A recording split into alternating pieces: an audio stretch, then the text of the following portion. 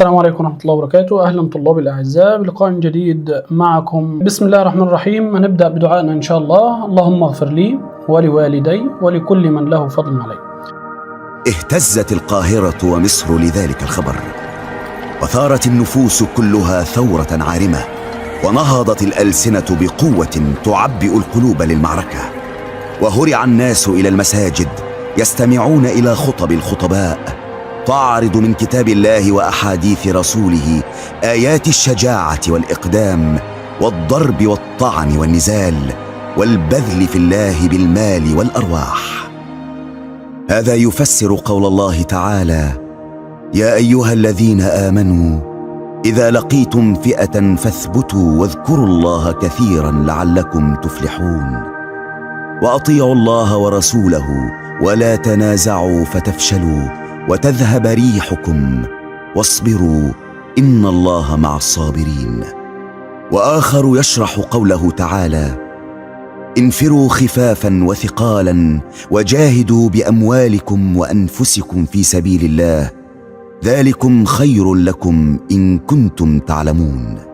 وفي حلقات أخرى ترتفع الأصوات بالحديث عن غزوات الرسول وعن بلاء المجاهدين فيها وعن الشهداء وجزائهم ممن وهبوا أنفسهم لربهم ونالوا ثوابه الجزيل، جنات عالية قطوفها دانية تسمع آذانهم فيها قول ذي الجلال: هنيئا بما أسلفتم في الأيام الخالية. أما المقاهي والمجتمعات الشعبية فكانت تفيض بأناشيد الحماسة والإقدام، وشعراء الربابة على منصاتهم يتدفقون بقصص البطولات العربية في عبارات مؤثرة تثير الدماء في العروق. وقد هب الجنود إلى أسلحتهم وامتلأ جبل يشكر بالمجانيق التي تجرب لتحمل في السفن، وبذل الناس ما استطاعوا من المال بسخاء، وذهب كثير منهم إلى الأمير حسام الدين يعرضون عليه أنفسهم ويرجونه أن يأذن لهم في لقاء المعتدين ولا يحرمهم رضوان ربهم وجناته، فيختار منهم من يطيق الحرب فينضمون إلى الجيش فرحين، ويعود غير القادرين باكين منتحبين. فلما أقبل الحمام بالرسالة التي تبشر بقدوم السلطان كان كل شيء معدا، ولم تلبث السفن أن أقلعت بالرجال والعدد والميرة، وقد خرج الجميع لتحيتها رافعي الأصوات بالدعاء لها بالنصر. واندفع القادرون سائرين على أقدامهم إلى المعركة، والسفن بجانبهم في النهر يسير بعضها خلف بعض، تنتقل من قرية إلى قرية بين الهتاف والتصفيق والدعوات الصادرة من القلوب المخلصة.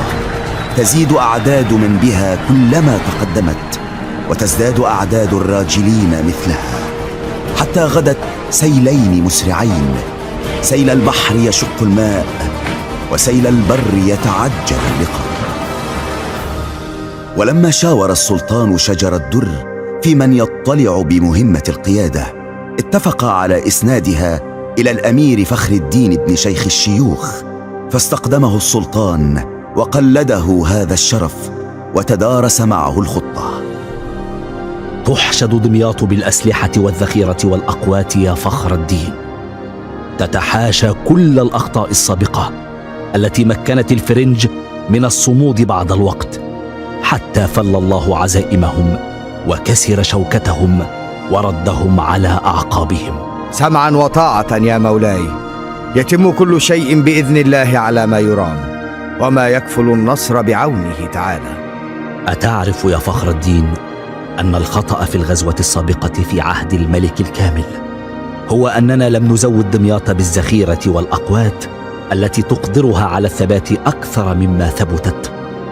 نعم يا مولاي، ولن يتكرر ذلك الخطأ، فنحن متيقظون لكل شيء، نعي كل التجارب ونتحاشى كل الأخطاء.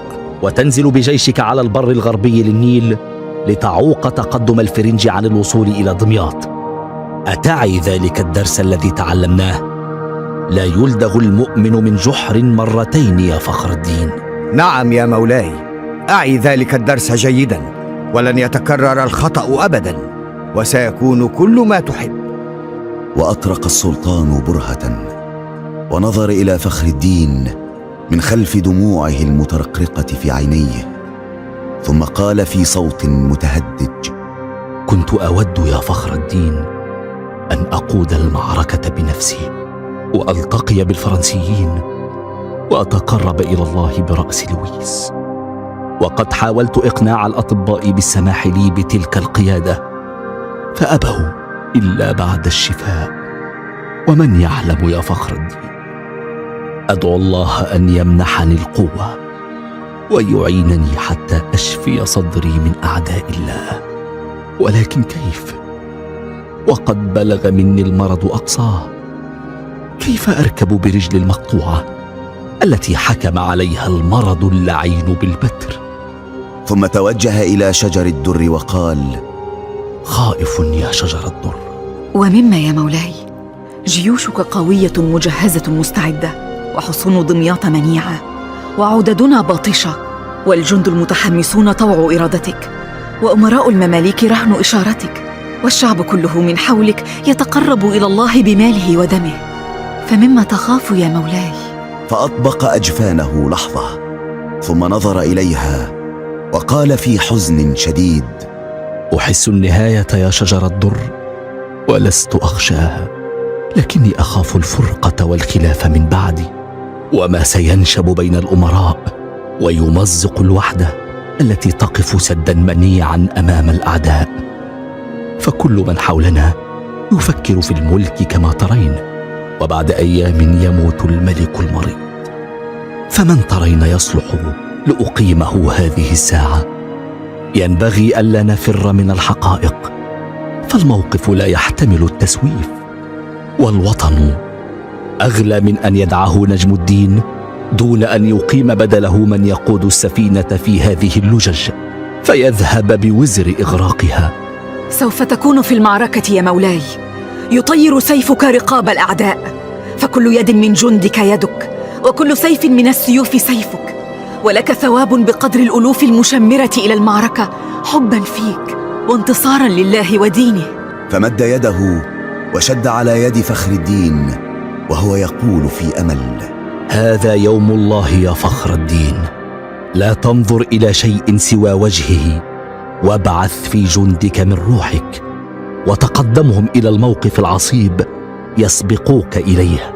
ثم شد على يده مرة أخرى وهو يقول له محذرا: إياك والشائعات وما يذيع المرجفون، اجعل ما تسمع منها دبر أذنك وتحت قدمك، واعلم أن الفرنج جبناء رعاديد، لم يلتقي العرب بهم إلا نالوا من رؤوسهم وأفئدتهم ما يشتهون، لأن العرب يدفعون سيوفهم بأيدي الإيمان والحق، وأولئك يدفعون سيوفهم بأيدي العدوان والطمع، ونحن في بلادنا وعلى أرضنا، وهم لصوص جاءوا يخطفون، فقلوبهم خائفة ونفوسهم وجلة، والأرض تهتز من تحت أقدامهم، لا تثبت إلا بخيانة أو غدر. فاحذر يا فخر الدين وتيقظ، فعلى موقفك يتقرر المصير. ثم شد على يده مرة ثالثة وهو يقول داعيا: وفقك الله أيها القائد الشجاع المؤمن، وحقق أملنا فيك، وأدام عليك صفحتك الناصعة في سبيل الوطن، فليست هذه أول معركة لك، بل قمة جهادك وبلائك، والله معنا، وكلمة الذين كفروا السفلى، وكلمة الله هي العليا. أقبل رسول الفرنج ومعه رسالة من الملك لويس، فلم يأذن له السلطان وطلب الرسالة، ووقف كاتبه يتلوها عليه قائلا: أما بعد، فليس خافيا عليك ما فتحنا من بلاد الأندلس، وأن أهل تلك الجزائر يحملون إلينا الأموال والهدايا، ونحن نسوقهم سوق البقر، ونقتل منهم الرجال، ونرمل النساء، ونأسر البنات والصبيان، ونخلي منهم الديار. وقد أبديت لك ما فيه الكفاية، وبذلت لك النصح إلى النهاية، فلو حلفت لي بكل الأيمان ما ردني ذلك عن الوصول إليك وقتالك في أعز البقاع عليك. وقد عرفتك وحذرتك من عساكر قد حضرت في طاعتي، تملأ السهل والجبل، وعددهم كعدد الحصى، وهم مرسلون إليك بأسياف القضاء. ونحن نشرح لك ما فيه الكفاية، وبذلنا لك غاية النصيحة والهداية، أن تحلف لنا بعظائم الأيمان، أن تكون لنا نائبا على مر الأزمان، وتعجل لنا ما عندك من مراكب وطرايد وشوان، ولا يكون فيك فترة ولا توان، فتكون قلوبنا راضية عليك، ولا تسوق البلاء بيدك إليك، وتكون على نفسك وجيشك قد جنيت، وتعود تقول يا ليت. فتلاحقت أنفاس نجم الدين وهو يصيح بما يستطيع من قوة، يأمر الكاتب أن يعجل بالجواب. فغاب الكاتب قليلا ثم عاد يقدم ما كتب، والسلطان يرتعد من شدة الغضب ويقول له: اقرأ علي، ألم تخاطبه بما يستحق؟ فقرأ الكاتب قائلا: بسم الله الرحمن الرحيم، وصلوات الله على سيدنا محمد وآله وصحبه أجمعين. أما بعد، فقد وصل كتابك، وأنت تهدد فيه بكثرة جيوشك وعدد أبطالك، فنحن أرباب السيوف، ما قتل منا قرن إلا جددناه، ولا بغى علينا باغ إلا دمرناه. فلو رأت عيناك أيها المغرور حد سيوفنا وعظم حروبنا، وفتحنا منكم الحصون والسواحل، وإخرابنا منكم ديار الأواخر والأوائل، لكان لك أن تعض على أناملك بالندم، ولا بد أن تزل بك القدم في يوم أوله لنا وآخره عليك، فهناك تسيء بك الظنون، وسيعلم الذين ظلموا أي منقلب ينقلبون. إن الباغي له مصرع، وبغيك يسرعك، وإلى البلاء يلقيك. فسر السلطان بهذا الرد، وانطلق به الرسول عائدا إلى الفرنج. وما إن بلغهم الكتاب حتى طارت منهم الألباب، وفقد لويس الصواب، وأصدر أمره، فبدأت المناوشة بين الجيشين، وقلاع دمياط متحفزة وحصونها متطلعة، والجنود يترقبون الإشارة بالهجوم على لويس وحملته ليبيدوها. وفخر الدين شديد القلق لتأخر الإذن بالاشتباك، يقول لنفسه في شك: لما تأخرت رسائل السلطان؟ أضل الحمام أم وافت السلطان منيته؟ ومن الذي وثب على الملك بعده؟ ألم يعرف أن الحملة قد ألقت مراسيها عند دمياط، وأنها بدأت المناوشة وبعدها الهجوم؟ واشتدت حيرته فيما يصنع، أيبقى ويلتحم بالفرنج أم يسير إلى أشموم طناح ليرى ما صنع الله بالسلطان، وأين اتجهت دفة الأمور. ثم أدت له ظنونه أن السلطان قد مات، وأن المعركة قد دارت بين الأمراء على اقتسام الغنيمة، ولا ينبغي البقاء بجنوده أمام الفرنج بدمياط، وأن مكانا آخر قد يكون أكثر عونا على النصر، ولا بد أن يشارك في اختيار السلطان الجديد القادر على مواجهة هذا الموقف الدقيق. فقرر أن يسرع إلى أشموم طناح. كان الليل يتقدم، وفخر الدين يتقهقر بجنوده إلى دمياط، عابرا الجسر، ثم غادرها بمن معه إلى أشموم طناح. وسرى الخبر إلى دمياط، ففزعت أشد الفزع، وهب النائمون في ذعر، وحملوا ما استطاعوا من أمتعتهم، ثم خرجوا هائمين على وجوههم، والرضع على أكتافهم يصرخون، والشيوخ والصغار يتعثرون، والمرضى يئنون. فزع أهل القاهرة لما رأوا وما سمعوا، وأقبل بعضهم على بعض يتشاورون. وهب حسام الدين بن الشيخ يهدئ من روعهم، وأسرع الخطباء والعلماء إلى المساجد والمجتمعات، يثبتون قلوبهم ويؤكدون لهم أن العبرة بالخاتمة لا بالمقدمة، ويقصون عليهم من أنباء الغزوات ما زلزل فيه المسلمون زلزالا شديدا.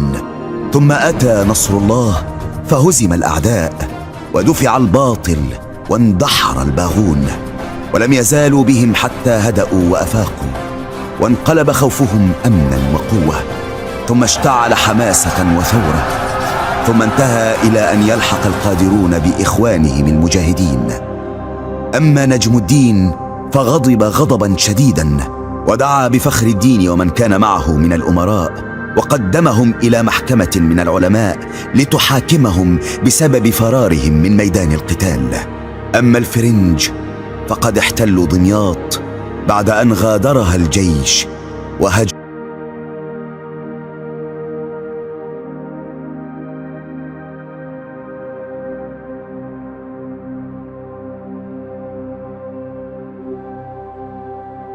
السلام عليكم ورحمة الله وبركاته. طلاب الأعزاء، أهلا وسهلا بكم. في هذا الفصل يوضح مرحلة من مراحل التاريخ العربي والتاريخ الإسلامي التي اتحد فيها الشعب اتحادا عظيما مع الجيش ليدافع عن بلاده ويحقق عظيم الانتصارات.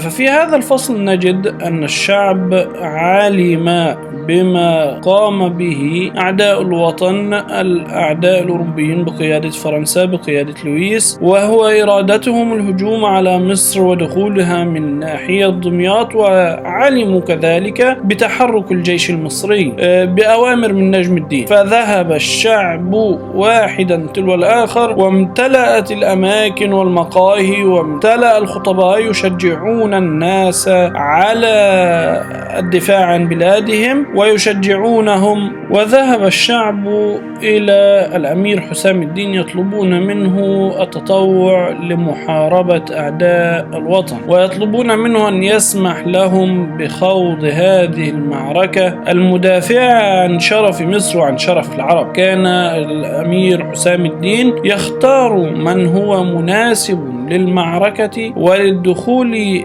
بقوات الجيش، وكان يعود من تركه الأمير حسام الدين حزينا، وهب الناس أيضا يتبرعون للجيش بالأموال والسلاح والعتاد والمؤن التي تساعده في حربه ضد الأعداء. وتحرك الجيش العربي المصري ومعه عيون الناس تتابعه إلى جانب المراكب التي تحركت في النيل وهي تحمل العتاد وذاهبة إلى لقاء الأعداء في دمياط. وكان نجم الدين قد تحرك ووصل إلى دمياط إلى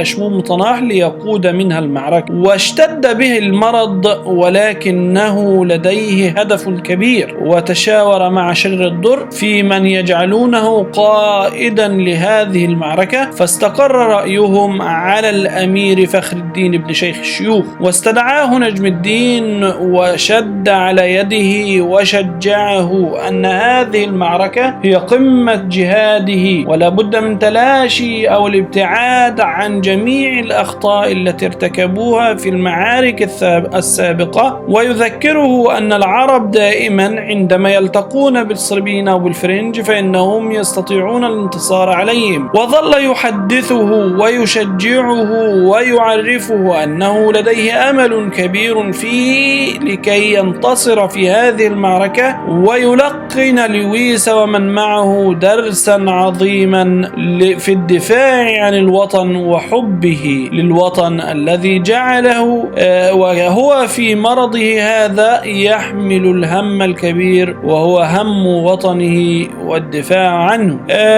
فخر الدين استعد استعدادا عظيما وبدأ في إعداد جيشه وتحرك إلى دمياط، ونجم الدين في مكانه يقود المعركة من أشموم طناح. وعندما وصل فخر الدين إلى دمياط واستقرت جيوشه في هذا الوقت يستعد فخر الدين وينتظر بوادر لويس لكي تظهر أمامه. في ذلك الوقت كان قد لويس قد أرسل رسالة إلى نجم الدين الدين يهدده ويطلب فيها أن يسلم له دمياط، وأن لويس يعني سيتركه واليا على مصر، وأن لويس سيتركه واليا على مصر ويسمح له بقيادة البلاد تحت أوامر لويس، ويحذره أنه دائما في كل المعارك ينتصر، وحتى نجم الدين يستطيع أن يقي نفسه من هذه المشاكل كلها لابد أن يسلم للويس،